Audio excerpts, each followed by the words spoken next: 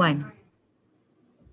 Good afternoon. We're convening the Committee on Transportation here in Senate Conference Room 224, as well as online. We have a number of agendas up today, so let me just give a quick dive into what we're expecting. We have a decision-making agenda that was a carryover from last week. We also have a short form bill, which we're going to be inserting language into, and we have our regular hearing agenda here in this room. And on top of that, we have a joint GVO TRS hearing, which is we're monitoring right now. So we'll kick into that as soon as we're able. If we're cut off for whatever reason, I'll note that we'll come back this Thursday at 3:01 p.m. for whatever remains on the agenda. I'll also note that we do have a lot of testimony today on a number of the bills, so we will be limiting everyone to 2 minutes.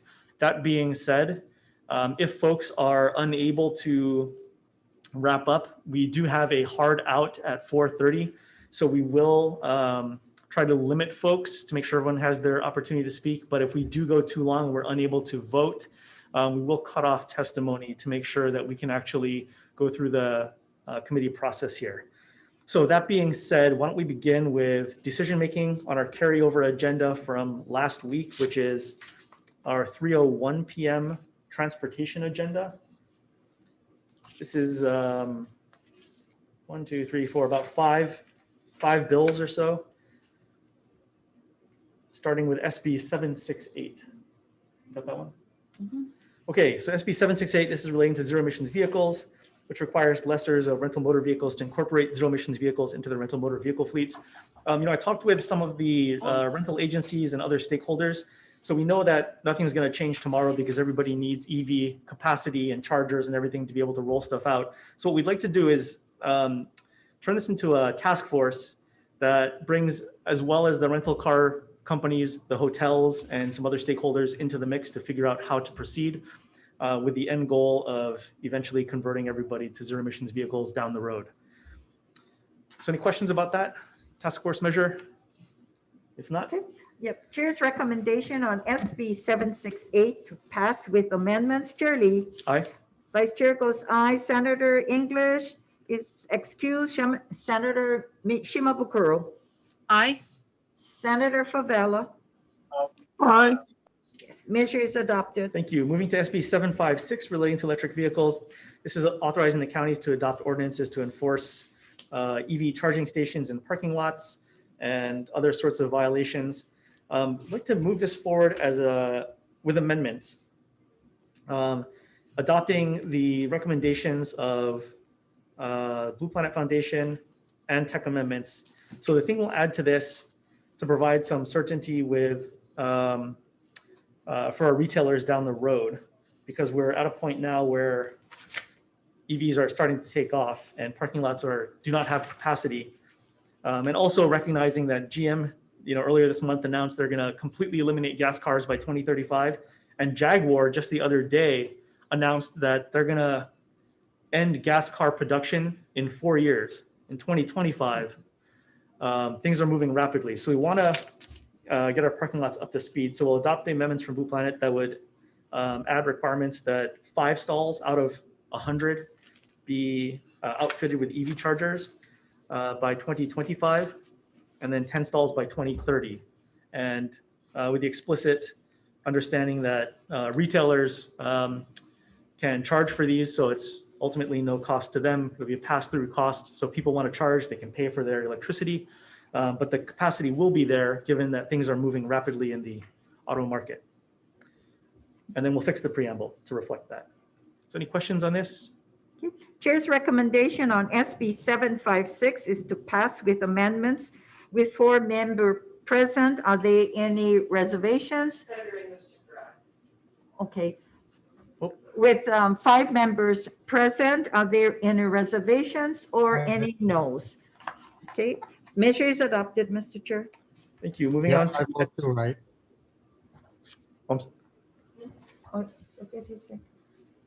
Sorry, what was that? You have my vote on this as well, right? Yes. Oh, thank you. Thank you. Moving on to SB 770 relating to, wrong bill. Moving on to SB 155 relating to peer-to-peer car sharing. We'd like to move forward with this measure as well, knowing it goes to JDC WAM, but with amendments. We'll note also the House measure is moving along without some of the provisions that were recommended by some of the stakeholders. So we'd like to adopt those simply for the purpose of conversation to keep the discussion going. So we'd like to adopt the Office of Consumer Protection and Hawaii Association for Justice amendments that require similar levels of insurance as transportation network companies. Secondly, we'd like to strike the exemption for vicarious liability. Third, add in a defective date. And then fourth, in the committee report, just note that when it comes to disclosures and record-keeping provisions offered by the Office of Consumer Protection, we'd like to note that there are some questions relating to personal privacy, as well as for the recall language suggested that need further discussion. So we'd like to just note that in the committee report for those provisions. But otherwise, again, move this on for further consideration to JDC WAM. Okay, Mr. Chair, I think there were some recommendations from the Attorney General. I noticed that you haven't included that amendment. There were recommendations from the AG on the next one, on the TNC bill. Oh, okay. Is that what you're referring to? No, 770 has a AG's opinion. Oh, yeah, we're on 155. Yeah, let's see, where okay, sorry, I stand corrected. No worries. Okay, all right. Chair's recommendation on SB 155 is to pass with amendments with 5 members present. Are there any reservations or any no's? Measure is adopted, Mr. Chair. Thank you. Moving on to SB 770 relating to TNCs.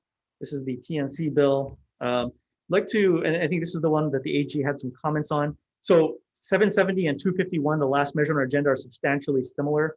So we're only going to move one of them forward. So what we'd like to do is adopt the Attorney General's amendments. And these amendments relate to the ERISA exemption that the state of Hawaii has, which we don't want to jeopardize under any circumstances. So what we'd like to do is delete subsection 1 from the definition of TNC on lines 12 through 15 on page 2, and as well delete provisions in line 17, page 8 through line 20 on page 9. And this removes the contractor provisions that would otherwise be identified by the AG as jeopardizing ERISA. As well, it solves DLIR's concerns and a number of other issues. So what we'd like to do is take that amended language and stick it into SB 251 and move that forward as the TNC vehicle, which goes on to consumer protection. Okay, so are you So deferring right, so for- SB 770? Yes, so for 770, we're deferring that, and then we're moving 251, SB 251 as an amended draft with those changes that we outlined.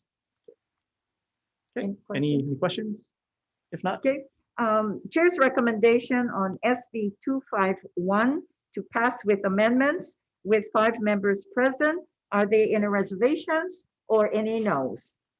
Measure is adopted, Mr. Chair. all right, thank you. So that's our 3:01 p.m. agenda done. It looks like, let me check in with GBO real quick to see if they're good to go. Okay, you guys on a break right now? Senator, this is Lisa. I'm going to put this conference room in a breakout room so they can't hear you while you're in the GBO. And Okay, I'll well, be recess TRS, and we'll go into our joint GBO agendas for the folks, committee members. We got to log into that separate link. So see you in there.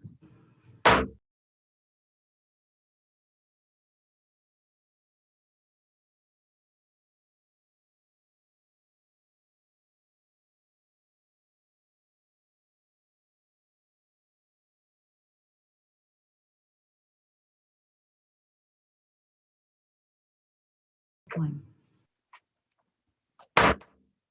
Okay, good afternoon. We're reconvening the Committee on Transportation on our several agendas that we've been hearing here in Conference Room 224 and online. I'll note we had done our decision-making on the bills previously heard last week. We do have one more agenda to do a short form and then one agenda of bills.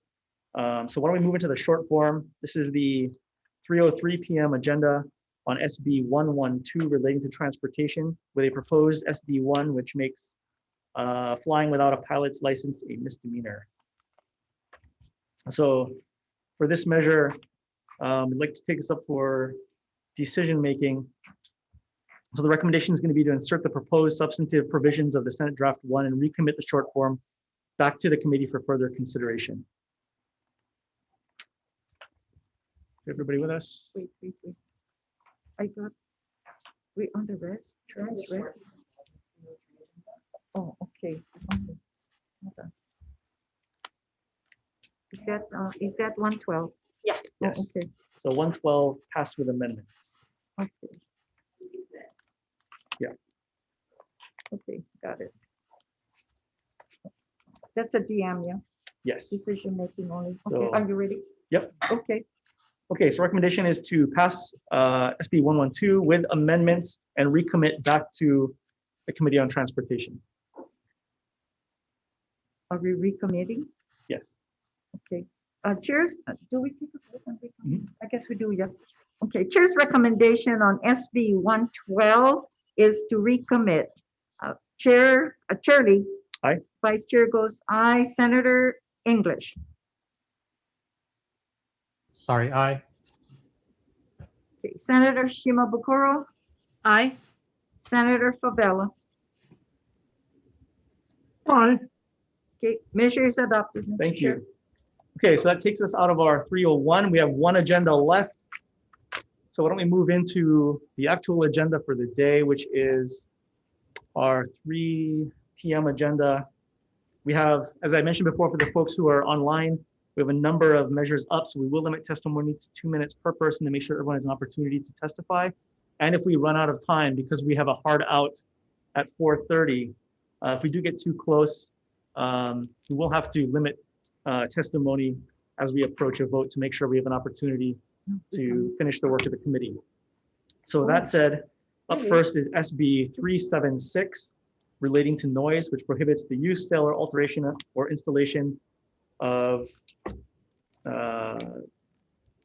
looks like specific parts on vehicles. And testifying first is John Bickle with comments. We had no one signed up to testify in person, so we have no one to ask questions of. So let's move on to the next measure, SB 792, relating to transportation, which increases the fines for violating certain provisions relating to the installation of noisy mufflers. And we have supportive testimony from the Waikiki Neighborhood Board. And it's all the testimony we have in that measure. So we have no one to ask questions of in person. So let's move on to SB 771 relating to theft, which establishes the offense of theft of a bicycle. And testifying first is the Attorney General. Good afternoon, Chair Lee, members of the committee, Deputy Attorney General Albert Cook for the state. Oh, hold on, let me put my video on. Yeah, Attorney General's is, thanks the committee for the chance to provide comments. Basically, we like the idea of the bill, but we would suggest adding it to the theft in the second degree rather than being a standalone bill. We also suggest that the penalty be a Class C felony as opposed to a misdemeanor with the graded increases, and also suggest removing the exemption of theft of a bicycle from the habitual property crime, as basically everything from a theft for and up is included with the property crime. I'll be available for questions later. Thank you, Honor. Thank you very much. Up next is the Office of the Public Defender. Good afternoon. Thank you, Chair and Vice Chair, members of the committee. My name is James Tabe. I'm with the Public Defender's Office. We would just stand on our testimony in opposition of the bill, and are available for questions. Thank you. Thank you. We also have testimony in support from the Hawaii Bicycling League and 2 individuals. That's all the testimony we have. Are there any questions? Yes, Attorney General. My question is, with regards to your recommended amendments, you covered A and B. What about C, D, and E, F?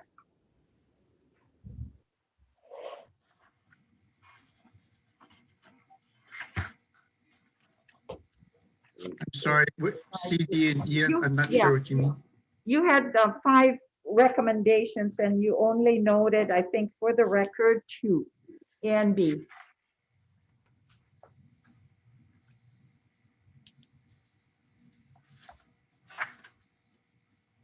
Oh, I'm sorry. Are you referring to the theft in the second degree, the The statute, Property, yeah, the no trespassing.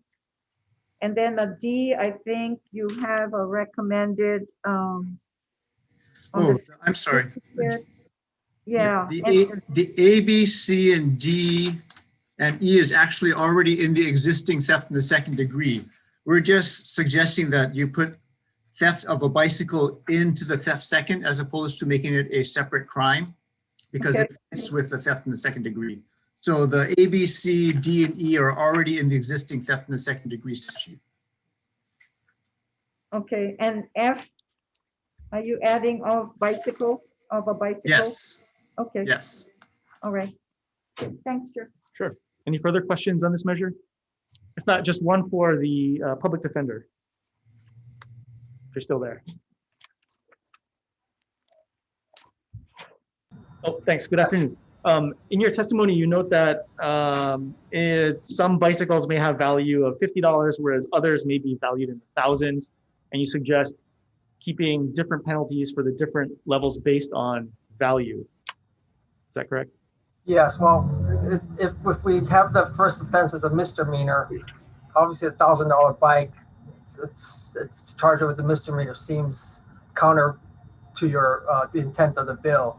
We do feel that the current law works the same. I don't see, I don't know where there's any data where we have how many, because I asked around our office and there's just not that many theft of bicycle cases to begin with, number one, but we do think that it should just be by value as it is right now. I don't think the law is not working at this point, so I don't think there's a need to change it at this time.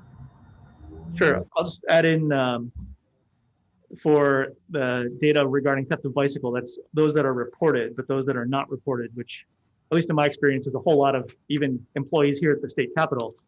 There seems to be an issue. The reason I raise this is because for theft of an auto, if it's a $50,000 car or a $500 car, there's a very specific intent behind grand theft auto, because if you lose your car, that's getting to work, that's getting your kids to school, that's your ability to commute and function in life. So similarly, I think the intent here was to make sure that for people for whom cost of living is a big deal, who commute by bike, there is a similar approach on the part of the state and the part of the law.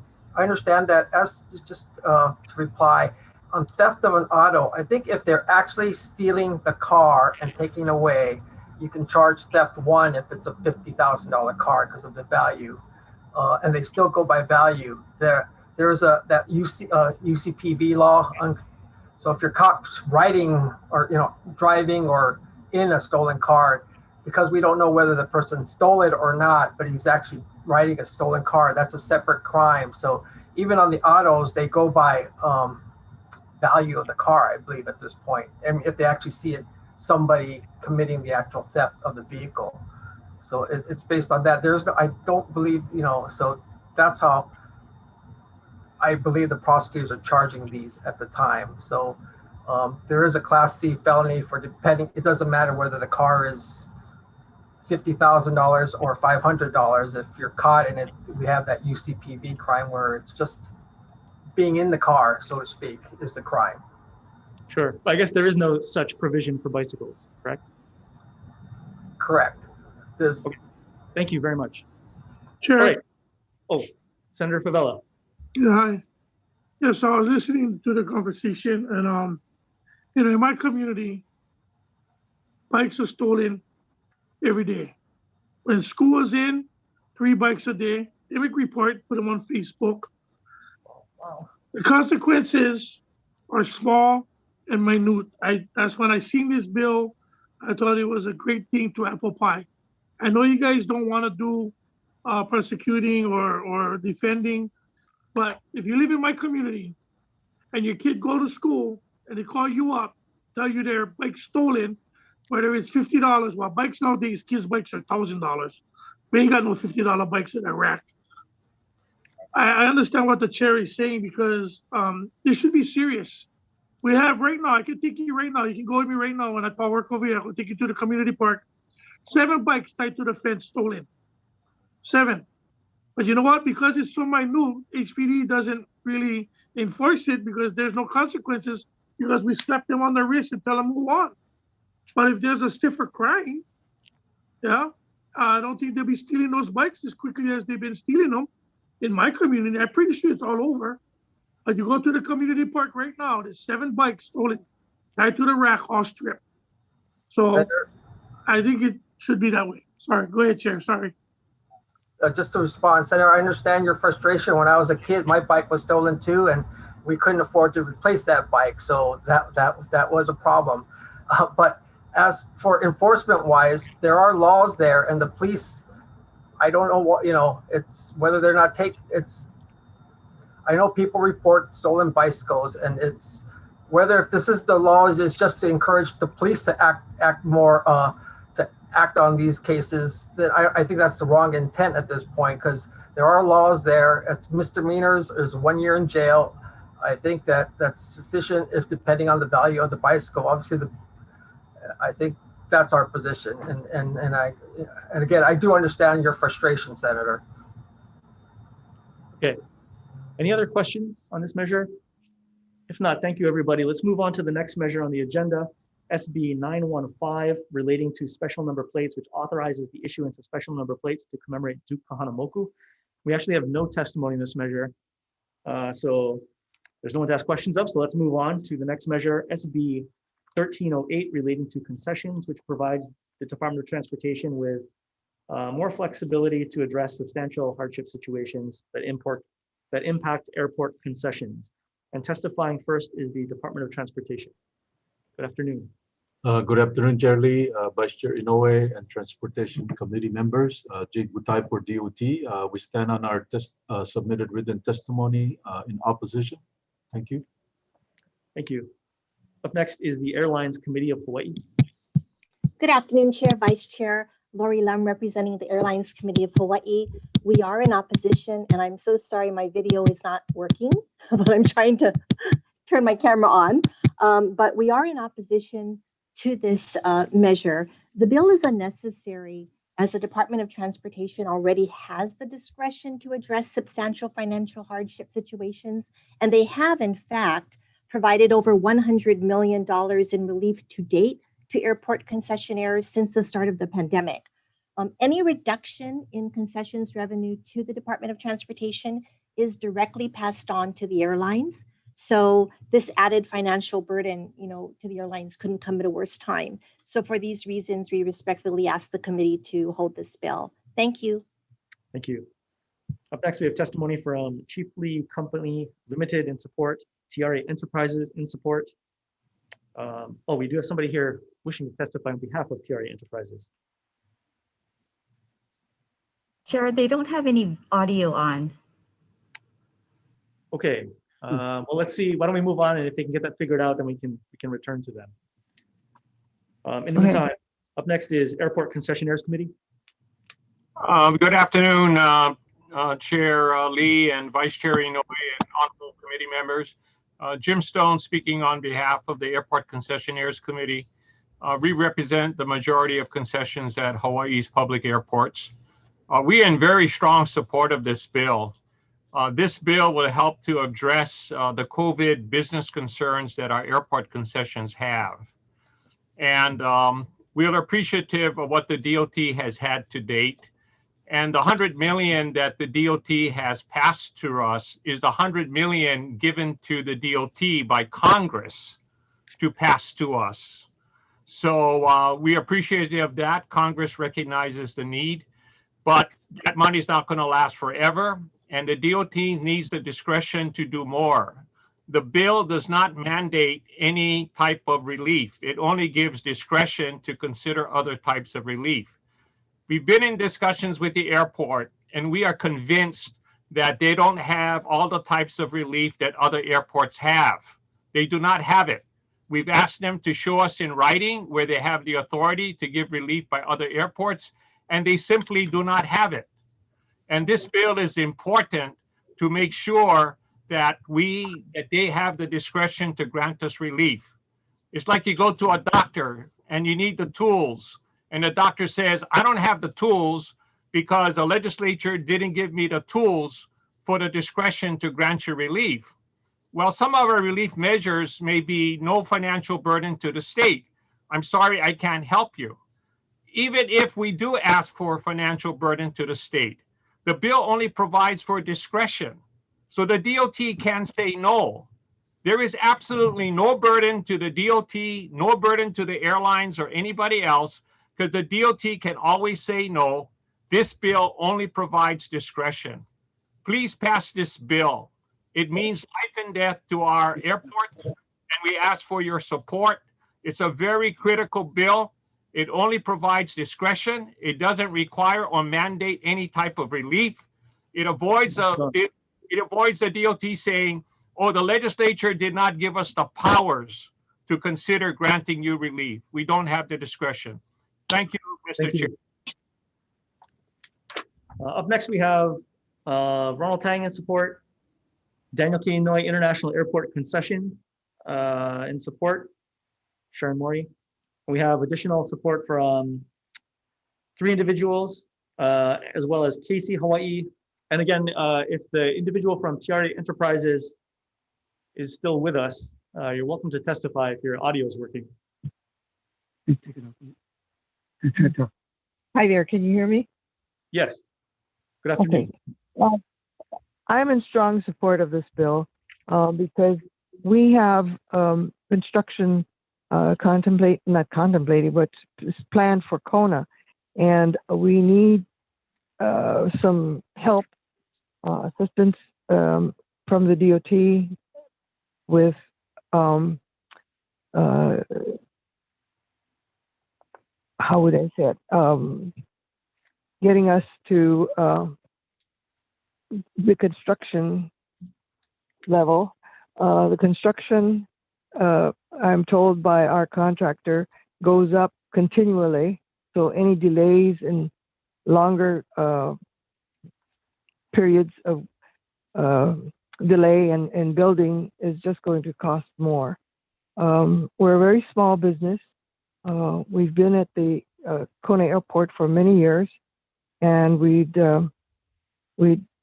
like everyone to support this measure that we're trying to get passed.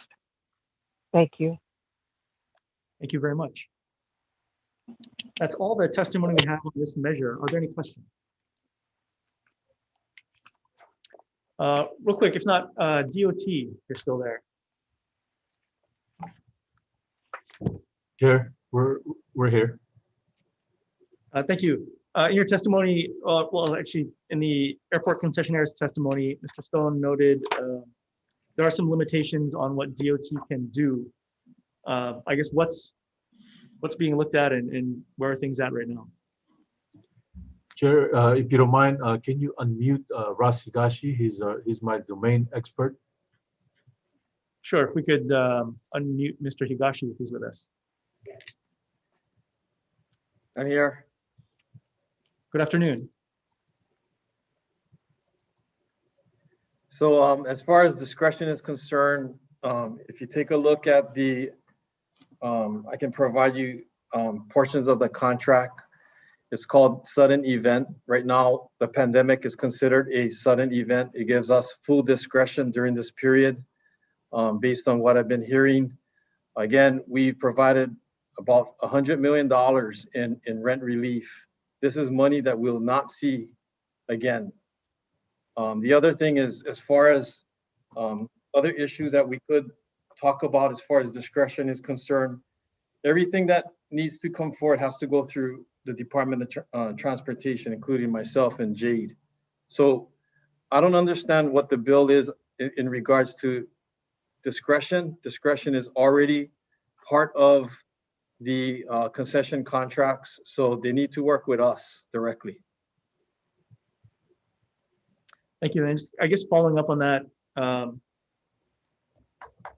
not to prognosticate here, but should there be another federal COVID bill that comes through in the next few weeks or a month or something like that, do you guys have any handle on whether there would be additional support for airports in that measure?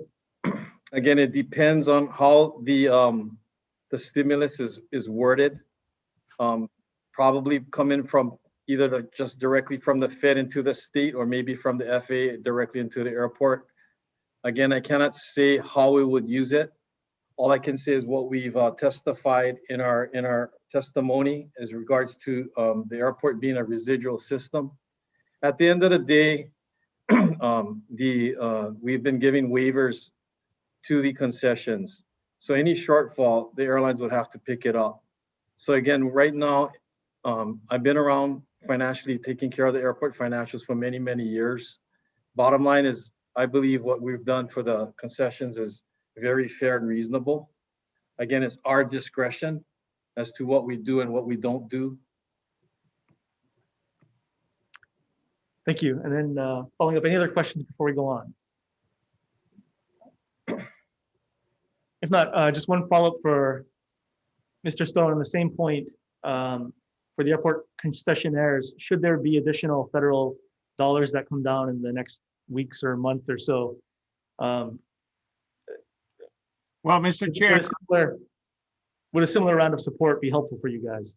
Okay, well, Mr. Chair, real briefly, if there is federal support, the DOT has stated that they will continue to give us, just like they gave us the 100 million. The problem, Mr. Chair, is the DOT has discretion, but it does not have the broad discretion as provided in the bill. It has the discretion to help some concessions, but not all concessions have a COVID relief. If the DOT says they have all the discretion, then pass the bill, because the bill will ensure that it has the discretion, because right now, they do not have all the discretion based on our discussions. They do not have all the discretion as provided in the bill. So if they say they have all the discretion, then there should be no problem in passing the bill. But they don't have all the discretion. We met with them. We went through the triggering mechanisms, and they don't have the triggers. Like you have Roberta Fittian of Kona. She mentioned that she needs extra time on her concession because of COVID. The current law limits it to only 15 years. And with COVID, the DOT knows that she may need up to 20 years because her construction costs went from 1.25 million to 3.4 million. That's based on the design of the airport for the 2 new stores.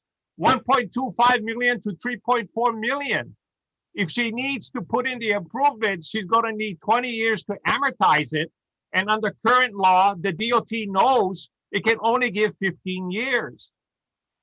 Mr. Chair and committee members, if they have the discretion, then pass the bill. It's giving them the discretion, not only that they have, but a lot of the discretion that they don't have to correct the COVID problems of our airport concessions. Please help us. It is very serious.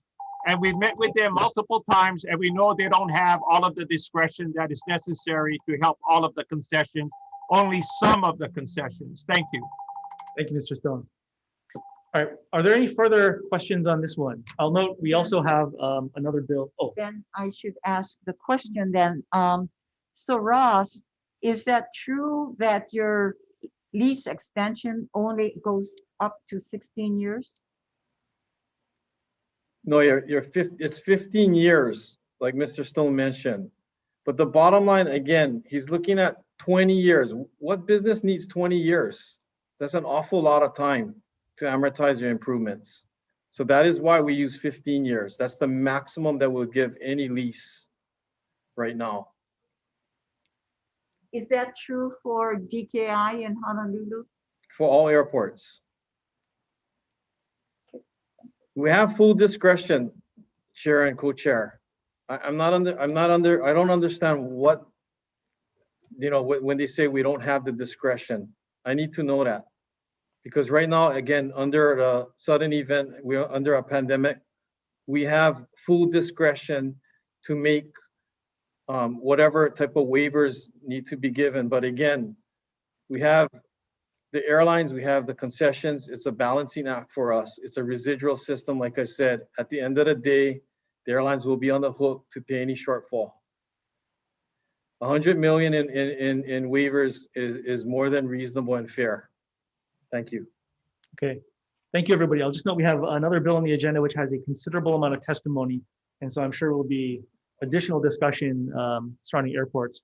For the time being, unless there's no further questions, I'd like to, move on. Okay, thank you, everybody.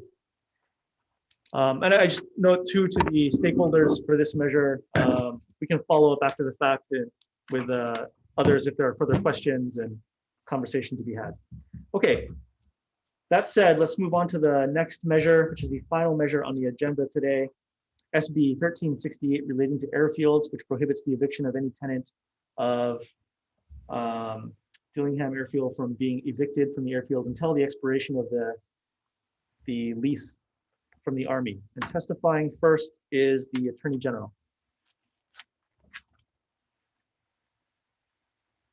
Good afternoon. Good afternoon, Chair, Vice Chair, and members of the committee. Deputy Attorney General Marjorie Lau for the Department of Attorney General.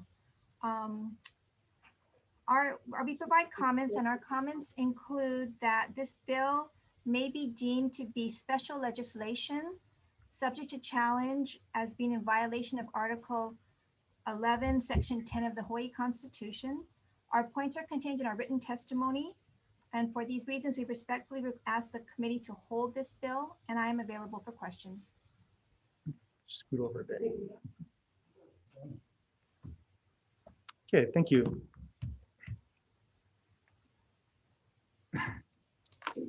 Up next is the Department of Transportation. Aloha, Chair. We stand on our testimony in strong opposition. Thank you. Next is the Save Dillingham Airfield.org group. Good afternoon. Aloha. When eviction notices were first served, I counted a dozen aviation businesses on site that represented 130 jobs. Those businesses generate more than $12 million in revenue and attract over 50,000 visitors annually to the airfield and North Shore. The figures I mentioned were supplied by the Hawaii Tourism Authority. However, we need more information. That airport revenue is earned by local businesses and contractors who spend that money at North Shore shops, restaurants, and housing, which then is spent in the same area again. This creates a multiplier effect in the local economy that generates state tax dollars that far outpace the funding shortfall cited by the DOT. An economic impact study is a bare minimum requirement for a government agency planning on evicting hundreds of people and tens of millions of dollars from the state. I must emphasize that these businesses are tied to the natural geography and proximity to Honolulu's population and tourist base. They cannot relocate. I also want to address how this closure has been handled and how it relates to the Hawaii State Senate. When evictions were first issued, it was after the last day to introduce new bills and would be in effect before the end of that session. The original timeline would have circumvented the role this chamber plays in government. It would have deprived you of your vote and your constituents of their voice.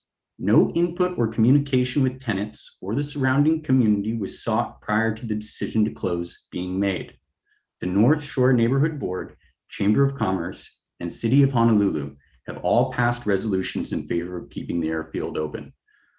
A letter signed by 20 senators demanded the closure be postponed until after this session, allowing each of you to be a voice for the Hawaiian people. Please make their voice heard. Thank you, Senator Lee, for scheduling this hearing, and thank you to the committee for their time and consideration in this matter. I am free for any questions that might be asked. Thank you very much. I'll note for everybody in the audience as well, we do have a ton of testimony on this, probably, I don't know, several hundred. So rather than going through all of them, because it's all available online and viewable by everybody, we'll go to those who had signed up to testify first. So up next, testifying with us in person today is the Aircraft Owners and Pilots Association. Good afternoon, Chair and members of the committee. Thank you for the opportunity to virtually testify today. My name is Melissa McCaffrey, representing the Aircraft Owners and Pilots Association, the world's largest aviation association. AOPA stands by our testimony as written in strong support of SB 1368. Preventing the eviction of tenants in good standing at Hawai'i Airfield until 2024 is the right thing to do. We also strongly support Section 3 of the bill regarding an economic study. On behalf of over 1,000 members in Hawaii, we respectfully request an aye vote on SB 1368. Thank you. Thank you very much. Up next is Above and Beyond Hawaii. Mr. Richard De Leon. Not present. Okay, thank you. In that case, up next is Maverick Robbins. Not present. Thomas Shirai Jr.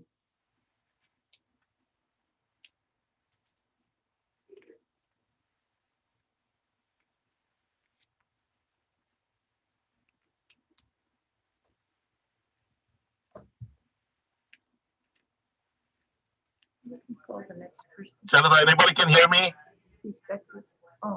Good afternoon. Okay, thank you very much. Aloha, senators, especially to Senator English and Senator Inouye from way back when.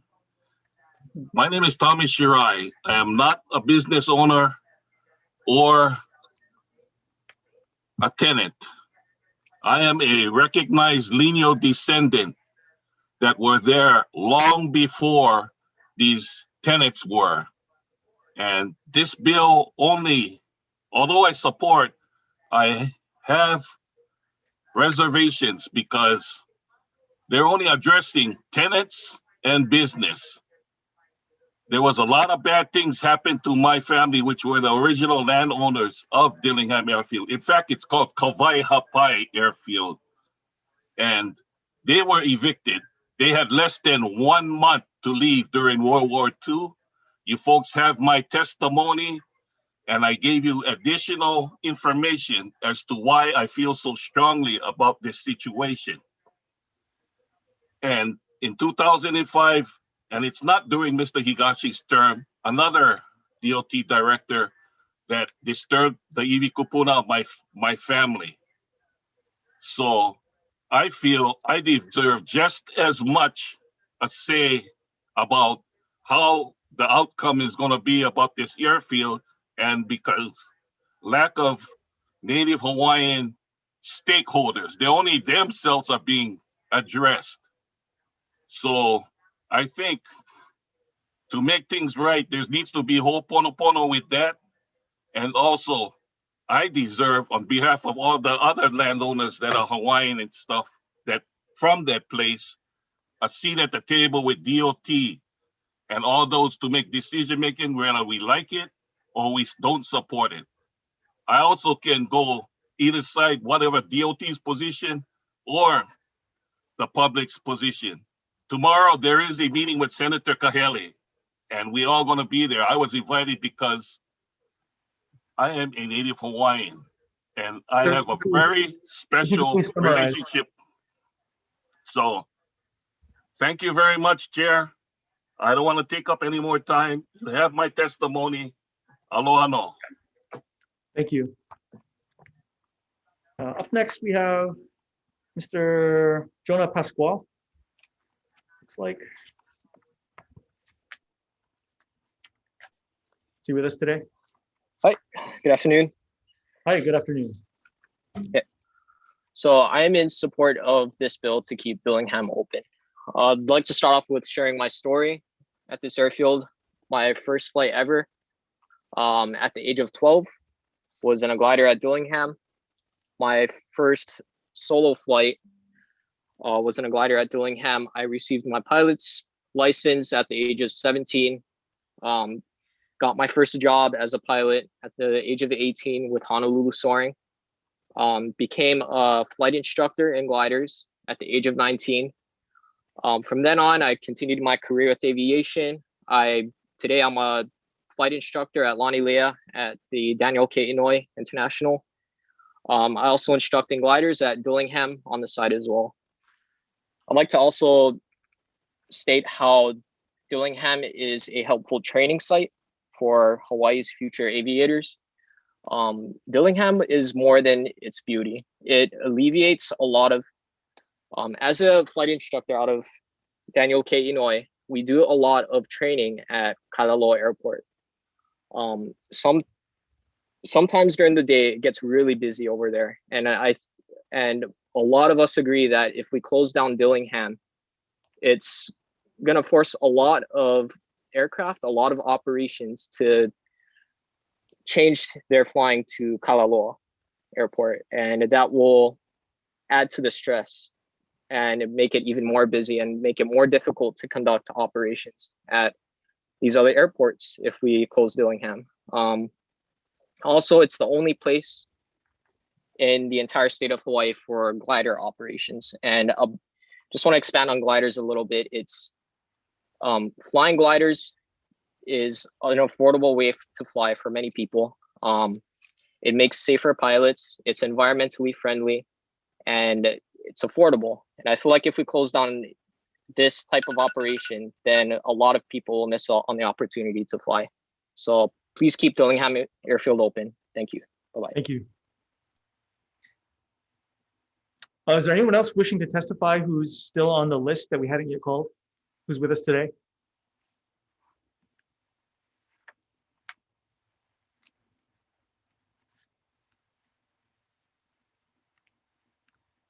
Assuming no, that's all the testimony we have. And again, I'll just reiterate, we have a bunch of written testimony here, which is available online, should folks want to go through it.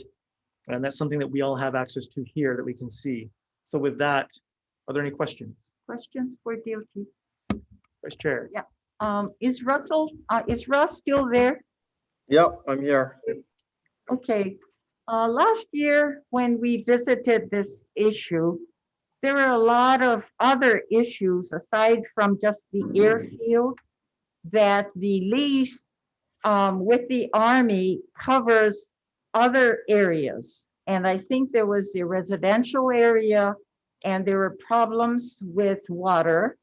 Are there any other problems that have occurred since we last visited this issue? Water is an issue. It's being provided outside of the airport. In our testimony, one of the concerns is federal grant assurances, diverting water outside the airport, which is not a direct benefit to the airport, jeopardizes our federal grant assurances. The second thing is that we have buildings that are not permitted. In other words, to building code. So my objective is to operate and to make this airport safe and sound. That is our number one objective. So again, there are issues. Those are three major issues: the federal grant assurances, the water, and the building permits. Okay. Are all the tenants, they're up to speed with payments of their mortgages or their rent? We got 5 tenants. I don't want to go into detail, but the total amount of delinquency is over $100,000 to date. Are they on the monthly, month-to-month lease? Yes, they're on a month-to-month lease. That's correct. So if someone is not paying their rent and they're month-to-month, why are they still there? We've instructed our Attorney General Civil Recoveries Division to work with them. And at this point, if they do not pay, then we would have to take further means as far as eviction is concerned. Okay. The contribution from the general fund to operate, I think last year was $1 million. Has that changed? The operational cost is about 1.4. The revenues prior to COVID was 400,000. So the operational loss is about $1 million annually. Okay, Attorney General, please. Is the Attorney General still there? Yes, I am. Okay, with regards to the Sierra Club's filing the instructive case, the Sierra Club versus DOT, and this I believe is 2009. What was the issue with regards to that case? Well, that case involved the super ferry. And so as it applies in our situation, the concern is that legislation not be special. And in this case, this bill limits the application of this bill only to tenants at Kawai'i Hapai. And so that classification that limits it to those tenants and does not apply to tenants at other DOT airports brings it into the realm of being special legislation that could be subject to challenge. Okay, thank you. Thank you, Chair. Sure. Further questions? Senator Riviere. Thank you, Chair. Thank you for allowing me to sit in and for having this conversation today. And thanks to everybody who testified and to the department. Aloha Ross. I do have just a couple of quick questions, and I'm not, it's not worth engaging in a debate back and forth on the issues. We've had an ongoing conversation, and I hope we can continue to have those conversations and hopefully try to work forward on this. I just wanted to ask two brief questions, really.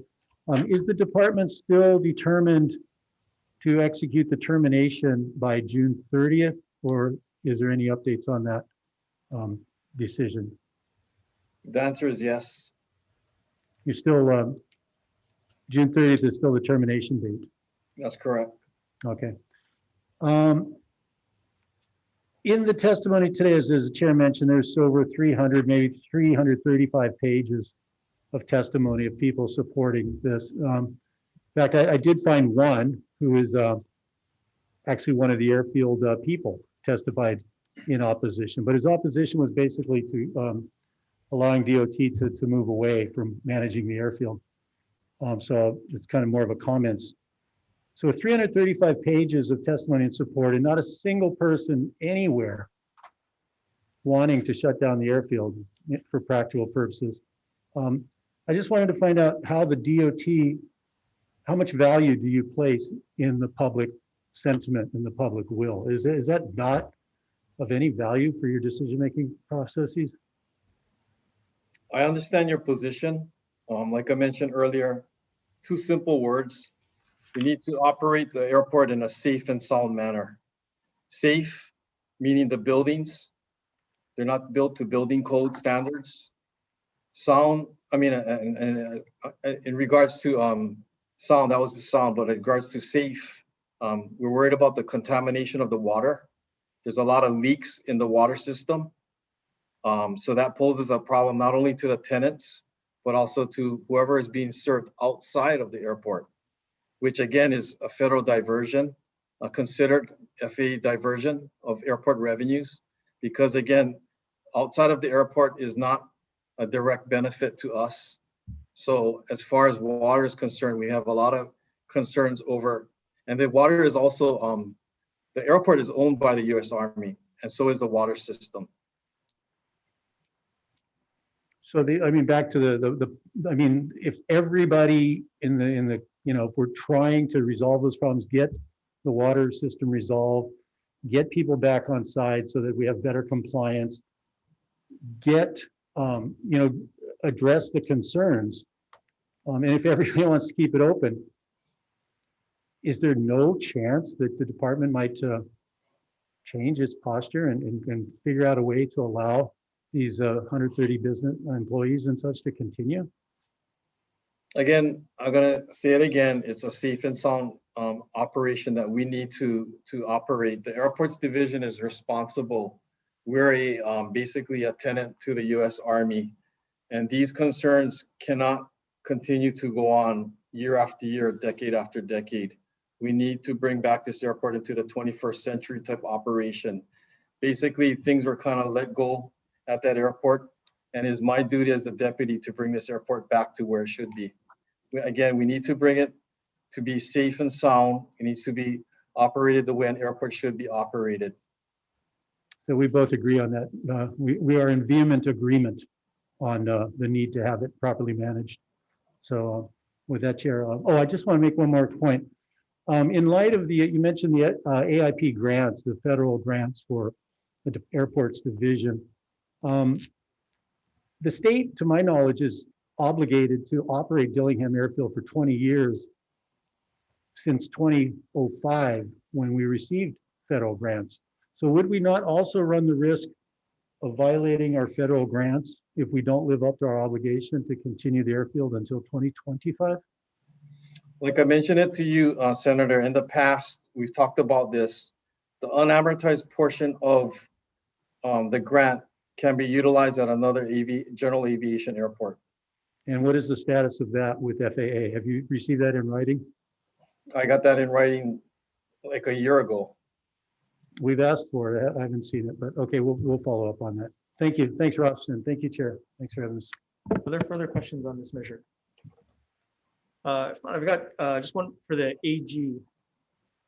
Next, I'll note we do have to vote on all these measures, so we'll try to be relatively brief here. But just, I think to the questions raised about the special legislation aspect of this that others have brought up.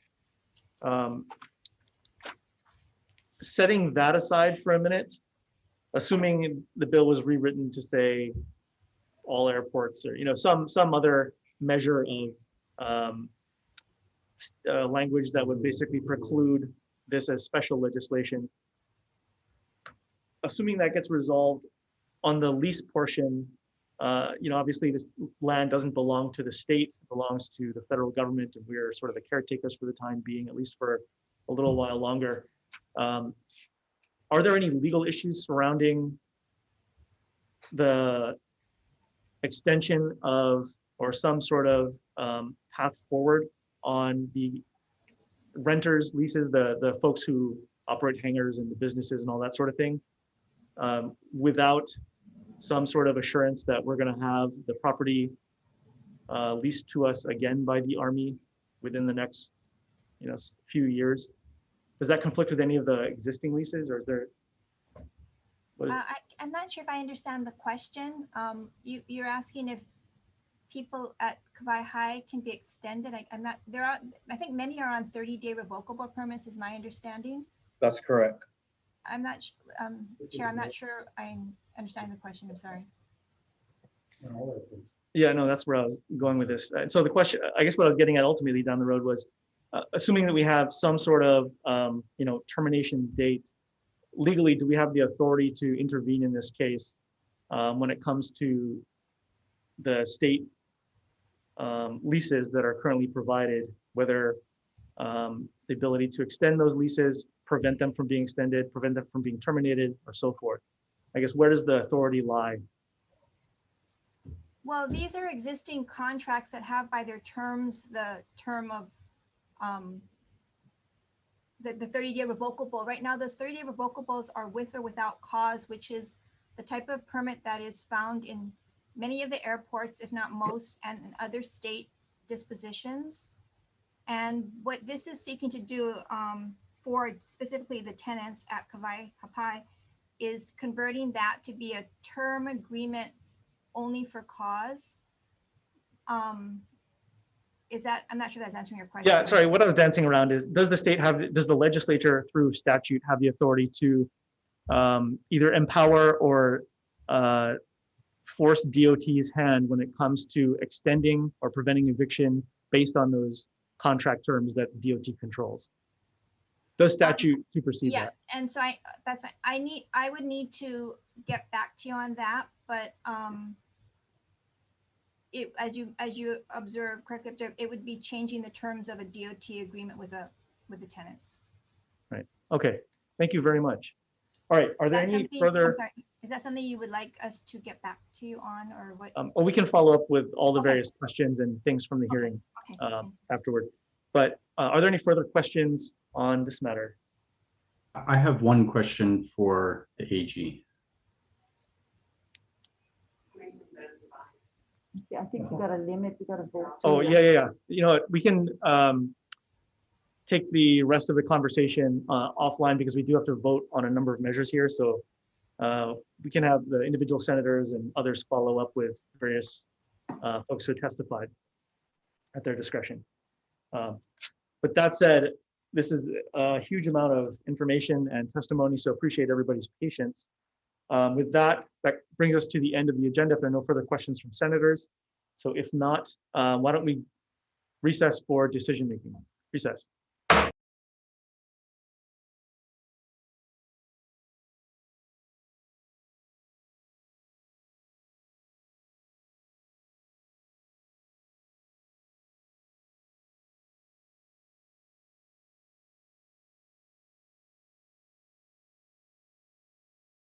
1. Good afternoon. We're reconvening the Senate Committee on Transportation for decision-making on our 3 p.m. agenda here in conference room 224, as well as online. Up first is SB 376 relating to noise, which prohibits the use, sale, alteration, installation of motor vehicle parts and accessories. I'd like to move this on to the Committee on JDC as is. Chair's recommendation on SB 376 to pass unamended. Chair Lee. Aye. Vice Chair goes aye. Senator English. Aye. Senator Shimabukuro. Aye. Senator Favela. Senator Favela on 376.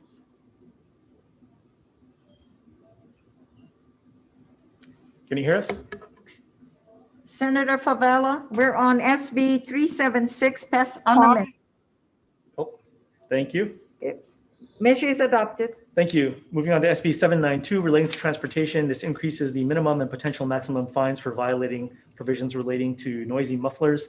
Similarly, we'd like to move this on, helping out our folks with very urban areas that deal with these problems. Move it on as is. Chair's recommendation on SB 792 is to pass unamended.